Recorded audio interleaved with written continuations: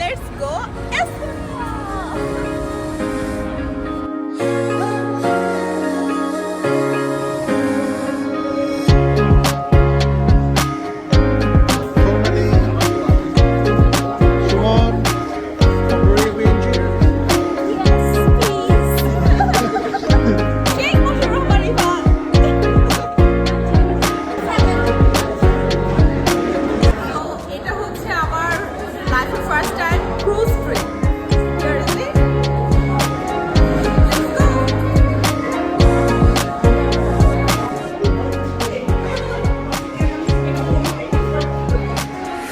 So ক্রুজের ভেতরে এই ধরনের অনেক বড় শপিং মল আছে যেখানে বিশ্বের সব কয়টা বড় বড় ব্র্যান্ডের সবগুলো আছে, channel, ডিওর, Versace and all.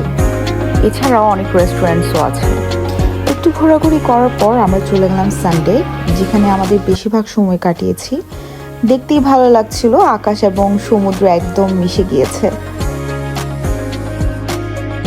So finally চলে এলাম Tallinn, the capital city of Estonia. 4 থেকে 10 মিনিটস ওয়াকিং ডিস্টেন্সে চলে এলাম ইউরোপের অন্যতম সুন্দর ওল্ড টাউনগুলোর মধ্যে একটি, তালিন ওল্ড টাউন, যেটি রয়েছে ইউনেস্কো ওয়ার্ল্ড হেরিটেজ লিস্টে। ঘুরে ঘুরে দেখছিলাম এবং অবাক হচ্ছিলাম 1300 থেকে 1600 শতাব্দীর দিকের আর্কিটেকচারাল ইনভেনশনগুলো নিয়ে। কারণ এতটাই আধুনিক এবং এতটাই সুন্দর এত আগে প্রাচীন যুগে কিভাবে সম্ভব। দেখতে দেখতে পেয়ে গেলাম আমার পছন্দের ভার্সাচি প্রিন্ট। Just kidding.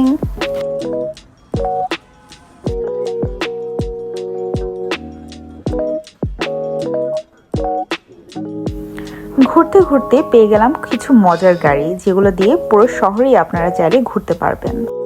তো এখানে হচ্ছে ফটোশুট হচ্ছে, এক বন্ধু আরেক বন্ধুর ফটোশুট করে দিচ্ছে। দুইজনই খুবই চেষ্টায় আছে যে একটা সুন্দর ছবি যেন আসে, আর ওদিকে আরেকজন খুব বিরক্ত হয়ে দাঁড়ায় আছে। আর আমি এনজয় করতেছি ভিউ। ওল্ড টাউনটা অনেক সুন্দর, আমার কাছে খুব ভালো লাগছে।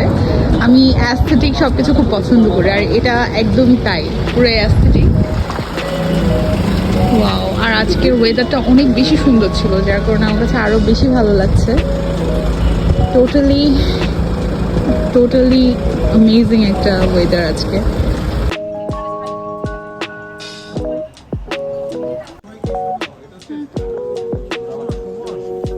এটা হচ্ছে রাশিয়ার এম্বাসি, এই জন্য তো সামনে এগুলো সব দিয়ে রাখছে। সো ঘোরাঘুরি করতে করতে এক পর্যায়ে প্রচুর খিদে পেয়ে গেল। এখানে ওল্ড টাউনের ভেতরে অনেক সুন্দর সুন্দর রেস্টুরেন্ট আছে। আপনারা আপনাদের বাজেট মতো বা আপনাদের পছন্দ মতো যে কোনো একটা রেস্টুরেন্টে গিয়ে খেতে পারবেন। এখানে অনেক বাজেট ফ্রেন্ডলি রেস্টুরেন্টও পাবেন, আবার অনেক বেশি এক্সপেন্সিভ রেস্টুরেন্টও পাবেন। সো আপনারা একটু ঘুরে ঘুরে আপনাদের বাজেট মতো যে কোনো একটা পছন্দ মতো রেস্টুরেন্টে খেয়ে নিতে পারেন। আর এছাড়া এখানে আছে অনেক সুভিনিয়ার শপ। আমরা একটা সুন্দর রেস্টুরেন্টে বসেছিলাম, রেস্টুরেন্টটার কিছুটা ফুটেজ এখানে আছে, আমার খুব ভালো লেগেছে।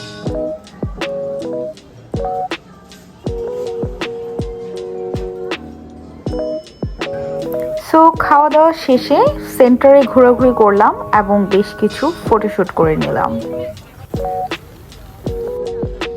সামারে এখানে প্রচুর প্রচুর দর্শনার্থীরা আসে। অবাক বিষয় হলো, এত হাজার হাজার মানুষের ভেতর কেউ কাউকে কোনো রকমের ধাক্কা দিবে না বা আপনার চুরি হয়ে যাবার কোনো ভয় নেই। এছাড়াও এখানে আছে বিশাল বড় ফুলের মার্কেট, যেটা আমার দেখতে খুবই সুন্দর লেগেছে।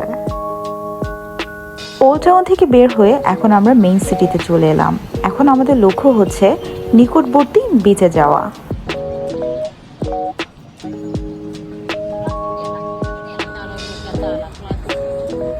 পথে আমরা একটা স্ট্রিট মার্কেট দেখতে পেলাম, যেখানে সবকিছু অনেক বাজেট ফ্রেন্ডলি ছিল।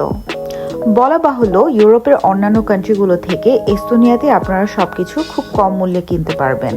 আমাদের সাথে ফিনল্যান্ড থেকে অনেকে এখানে শুধুমাত্র শপিং করার উদ্দেশ্যে এসেছে।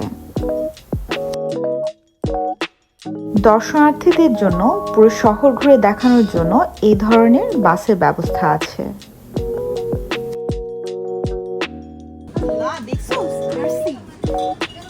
অনেকদিন পরে দেখলাম বুঝলাম না, বাংলাদেশে লাস্ট টাইম দেখছি, তাও অনেক বছর পরে। ইউরোপে প্রথমবারের মতো আরসি দেখে কেন জানি অবাক হয়ে গেলাম। যাই হোক, ফাইনালি পৌঁছে গেলাম আমাদের প্রতীক্ষিত সেই বিচে।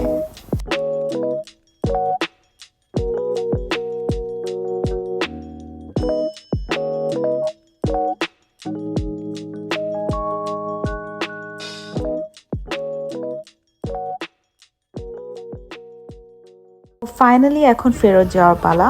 আবার পৌঁছে গেলাম ক্রুজে। যাওয়ার সময় কনসার্ট দেখতে দেখতে পৌঁছে গেলাম ফিনল্যান্ডে। খুবই এনজয় করেছি কনসার্টটা।